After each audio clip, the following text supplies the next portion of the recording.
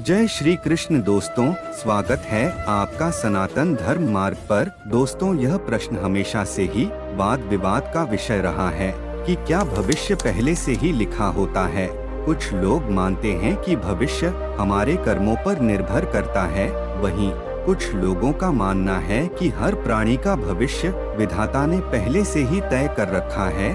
आज के वीडियो में हम पौराणिक कथाओं से इस विषय को जानने की कोशिश करेंगे कि क्या वाकई भविष्य पहले से ही तय होता है अथवा यह कर्म है जो हमारे भविष्य को निर्धारित करते हैं।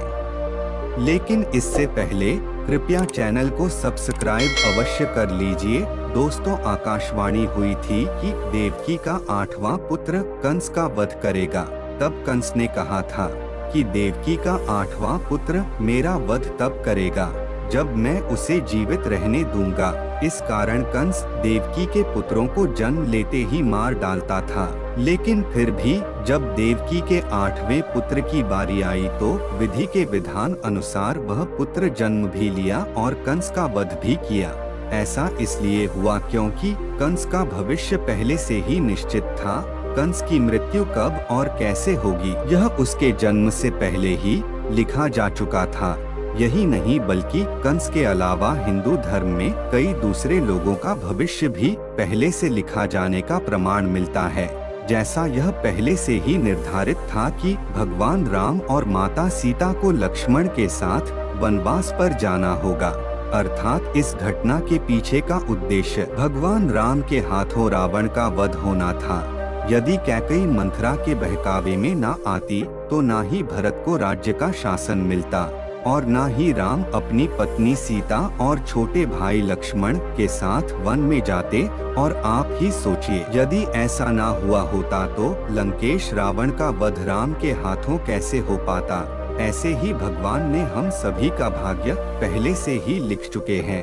हम सब पृथ्वी पर इस नाटक के छोटे से पात्र हैं, जिनका किसी न किसी उद्देश्य से संसार में जन्म हुआ है। इसका तात्पर्य यह कदापि नहीं है कि हमारे कर्म हमारे भाग्य को तनिक भी प्रभावित नहीं करते।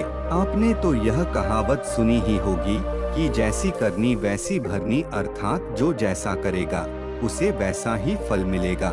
कोई व्यक्ति यह आशा करे कि वह नीम का पेड़ लगाकर उस पर आम का फल प्राप्त करे तो यह कदापि संभव नहीं है।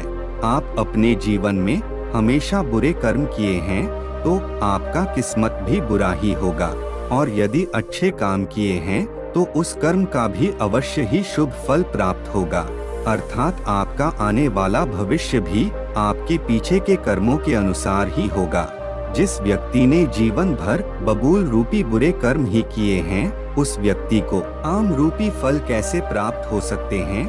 इसलिए हमारे शास्त्रों और पुराणों में मनुष्य को सदैव अच्छे कर्म करने के लिए कहा गया है, क्योंकि यह कर्म ही है जिसका फल इस जीवन में तो प्राप्त होते ही है, तथा अगले जीवन में यही कर्म मनुष्य का प्रारब्ध बनता है, जो कि अगले जन्म में उस मनुष्य का किस्मत निर्धारित करेगा।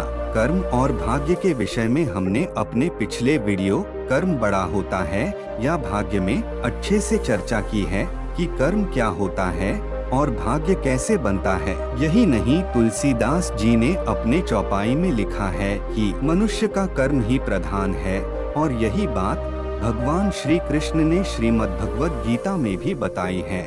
जो जैसा कर्म करता है उसे वैसे ही परिणाम प्राप्त होते हैं। इसी कारण मनुष्य योनि को कर्म योनि भी कहा जाता है। इसीलिए मनुष्य को चाहिए कि वह यथासंभव अच्छे और शुभ फलदायी कर्म करे, जिससे मनुष्य का इस जीवन के साथ साथ अगला जन्म भी मंगलमय और अच्छे किस्मत वाला प्राप्त हो। वीडियो अच्छा लगा हो तो लाइक और चैनल को सब्सक्राइब अवश्य कर लीजिए। जय श्री कृष्ण।